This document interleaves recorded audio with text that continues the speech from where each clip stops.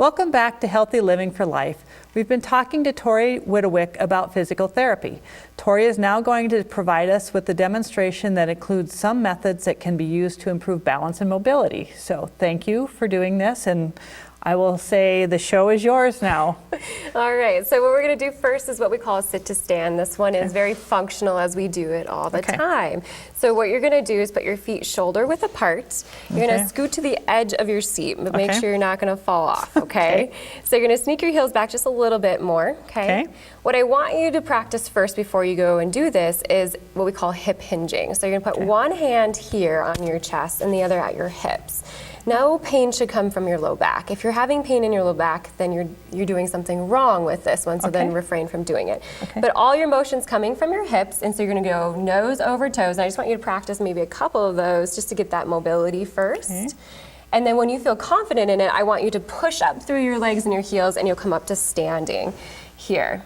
So perfect. And now what we're gonna do is we're gonna sit back down, right? So you make sure that your buttock is sticking straight back when you're doing this. You're gonna do slow and controlled. Knees are not coming over toes, and you're keeping that hip hinge. Okay, no plopping in the chair. Yeah, I did that. Sorry, I plopped. That's all right.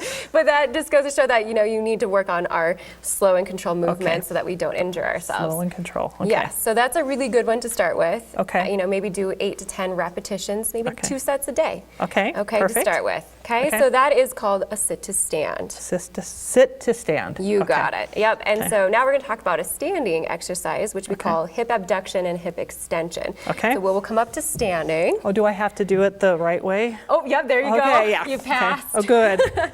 All right, so we're going to flip the chairs around. So at home, when you are practicing these hip abduction extension, make sure that your medical provider is maybe aware that you're doing this as well, because maybe this is not your thing that you can do just yet. But when you're doing this, make sure your surface is stable and you're using a counter or a chair that doesn't have rolly wheels. All right. Good to know. Okay, so what we're gonna do is give us your best posture. Core is nice and tight. I want you to really focus on that. And you're going to shift one weight over to one of your legs, and then you're gonna bring it out to the side, slow and controlled, and then bringing it back to middle. That slow and controlled is the key. I can see that. You got it. So you want to make sure that muscle is starting to fire and is controlling that motion. So that's abduction. Extension is going to come straight back, and so make sure you're not leaning forward when you're doing this. And then you're keeping your upright posture. These exercises are really good for walking because they're helping with stabilization when we walk. So it's important to have your foundation to be really strong right in here. The next thing you can do is what we call heel raises. So this is where you're going to keep your feet shoulder width apart. And then you're going to come up on your toes and hold for about 2 seconds and then come back down slow and controlled. There you go. So this one, again, is good for walking as we push off from the ground. It also is great for cardiovascular diseases to help with swelling, to flush that blood back to the heart with that as well. Okay, so the next thing you're going to do is toe raises.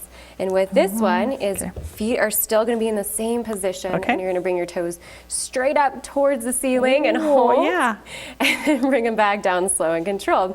This one is really good for those individuals that are tripping a lot, for balance. And these muscles are very small, and they can lose some of that strength as we age. So this is a great one for balance as well. And this one I guess I don't feel I'm moving as much as I was in some of the other ones, but I am actually working the muscles. You got it. You should be feeling that around the outside of your lower leg is where you're feeling that. So those are just some basic strengthening exercises hitting from the hips down to the lower legs to help with mobility, balance, and strength as well. So the next one is balance, which you should actually do balance every single day because the brain needs that muscle memory. So if you can do it when you're brushing your teeth or cooking, make it functional, make it fun, make it not be exercise. So the first thing you're going to do is put your feet close together if you can. So we have a narrow base of support. This makes it a little harder. Again, you're using your counter or your chair. So you can challenge yourself by taking one of your arms and crossing it across your chest. Here we go. And when we do this, if that feels too easy, then you can go ahead and just leave one finger on the counter or chair. If that's too easy, go ahead and cross your your arms, and then hold your balance that way.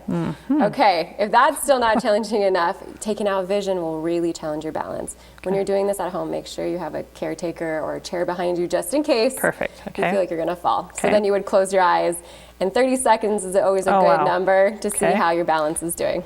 Yeah, I can already tell.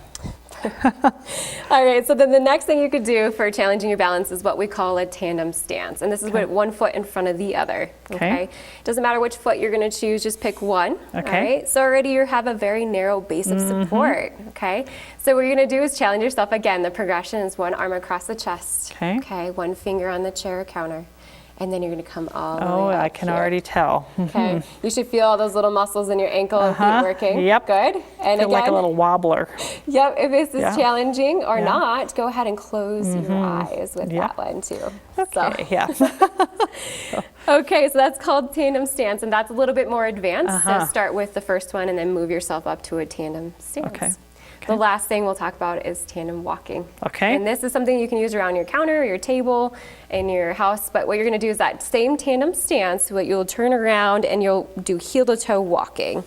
Oh, okay. Okay, and you I'll can let you do that one. all the way around. Oh, awesome. Okay, and you can do it with no support, or you can do it with support, depending on your higher level of function and where you're targeting with that one. Tori, I have one question to ask you. If somebody is doing these exercises and they're feeling pain, what should they do? That's a great question. So individuals that are having pain, we usually say if it's something that can't change with position, or if you feel like it's sharp, then to refrain from that activity and then talk to your provider. If it's a physical therapist, you know, a nurse practitioner or anybody, that ask them, hey, I'm having pain with this exercise, can you help me with that?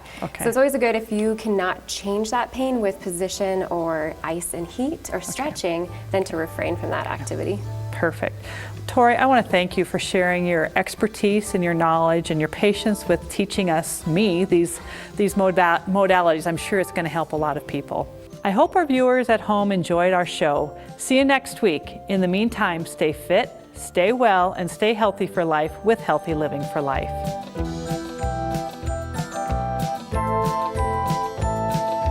Healthy Living for Life is brought to you by Mountain Pacific Quality Health.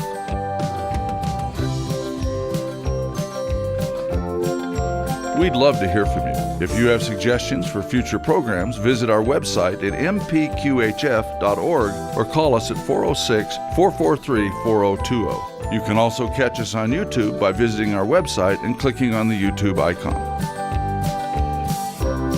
Special thanks to Fire Tower Coffee House and Roasters. Production facilities provided by Video Express Productions.